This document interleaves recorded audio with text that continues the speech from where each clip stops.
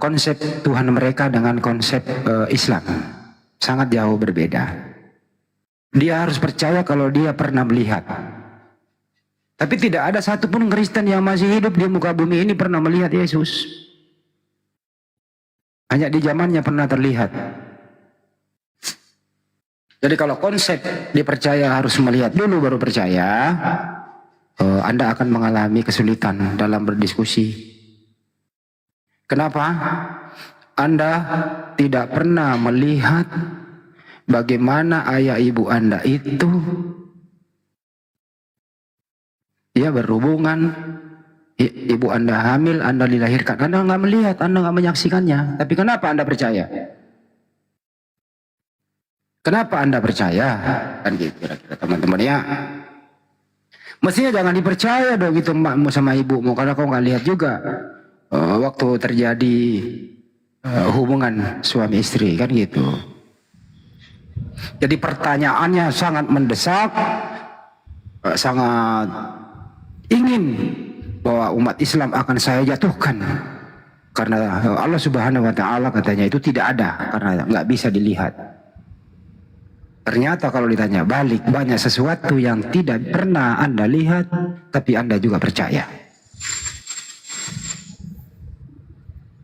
Pertama yang nggak bisa dilihat, Bapa yang mengutus Yesus, tidak ada satupun manusia pernah melihat dia. Karena Yesus sendiri berkata, Yohanes 5:37, rupanya pun tidak bisa kau lihat, suaranya pun tidak bisa kau dengar, kata Yesus. Jadi kalau ada orang mengaku pernah ketemu melihat Bapa, itu sepertinya patut diragukan. Yang pernah mereka penulis ini, apakah dia melihat Roh Kudus apa enggak berbentuk merpati, walau alam bisawab ya. Apakah mereka penulis melihat dan seterusnya itu. Yang jelas sembahannya umat Islam itu laisa kamisli sayyid.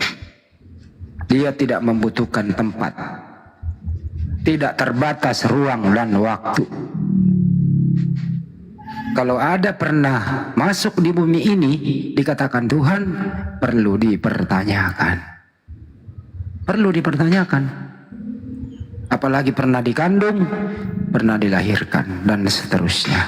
Mengalami hal seperti kita, pernah lapar, tidur, ngantuk, beraktivitas, bahkan menurut Pendeta Esra Soruh pernah sekolah. Kalau menurut akal sehat ya itu bukan Tuhan, itu ciptaan Tuhan. Setuju teman-teman? Tidak. Silakan yang baru naik, ada yang mau berpendapat?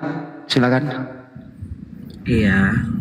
Tadi percakapan Abang Handi mengenai kalau kita dilahirkan kita kok percaya tapi nggak lihat. Masalahnya ada yang lihat, lihatnya dokter, suster, bahkan terkadang ada persalinan yang suaminya bisa lihat. Masalahnya itu, jadi ada pihak lain yang lihat. Bukan saya nggak minta saksi bro. Iya, saya dia kan gini pertanyaannya, dengerin dulu ya. Anda menanggapi salah ini. Tadi ada Kristen di sini. Dengarkan dulu, saya nggak bawa orang lain. Dia itu percaya ada Tuhan kalau dia sendiri melihatnya. Saya nggak bilang ada saksinya. Kau ini, saya ulang ya bahasa Indonesia nih. Kalau Tuhan Abang ada tadi Kristen di sini mengatakan dia percaya ada Tuhan. Pernah lihat akal? Akal. Berarti tidak semua yang bisa dilihat. Nah sekarang silakan kau naik. Pertanyaan yang sama. Siapakah yang menulis Bible? Ayo, siapa kira-kira yang menulis Bible? Ayo, siapa yang menulis Bible? Ada yang tahu? Bro, siapa yang menulis Bible? Bro? Bro? Ada yang tahu? Bro, siapa yang menulis Bible? Bro? Bro? Bro, siapakah yang menulis Bible? Bro? Bro, siapakah yang menulis Bible? Ini orang Sugi lah ini. Siapa? Ini kau Sugi lah ini. Siapa yang menulis Bible? Kamu sendiri-sendiri Bro Handi, kok Siapa? kau main kick gitu sih? Siapa yang menulis Bible? Enggak, yang nulis nama Tuhanmu siapa? Saya kan tadi udah jelaskan. Secara pronunciation itu Allah tuh udah eksis sebelum Islam. Acing. Diam dulu ya. Saya udah jawab. Yang menulis Al-Quran tadi ada 4 nama saya sebut. Saya ulang lagi. Nih. Pertama, Zaid bin Sabit. Kedua, Muawiyah bin Abi Sufyan. Ketiga, Ubay bin Ka'ab. Keempat, Zubair bin Awan. Itu yang menulis Al-Quran. Karena Nabi nggak bisa menulis Al-Quran. Karena Nabi itu adalah Al-Quran berjalan. Ya, menghafal, murid menghafal, kemudian murid lagi, sahabat menghafal dan menulis begitu. Kemudian dijawab, tanya lagi. Kira-kira kalau ditanya balik teman-teman di bawah, siapakah yang menulis Bible? Siapakah yang menulis Bible?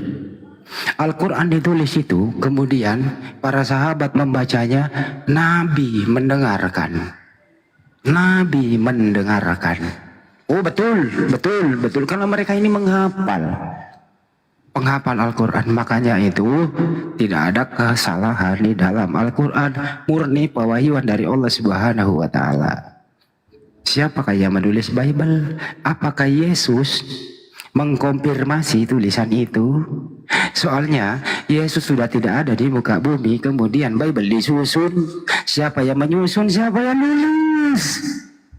Apakah bisa dipertanggungjawabkan?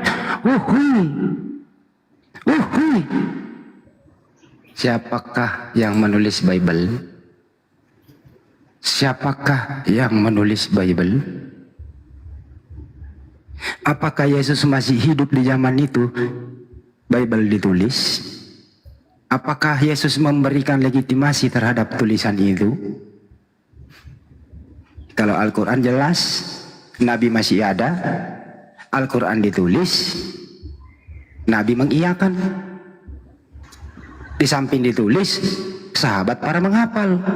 Satu titik pun tidak ada kekeliruan. Bible ditulis oleh siapa? Kapan ditulis? Apakah Yesus mengetahui tulisan itu? Ternyata tidak. Yesus sudah tidak ada di muka bumi. Yesus tidak tahu apa yang Anda tulis. Karena Yesus tidak maha tahu. Kena balik kepalanya. Malu.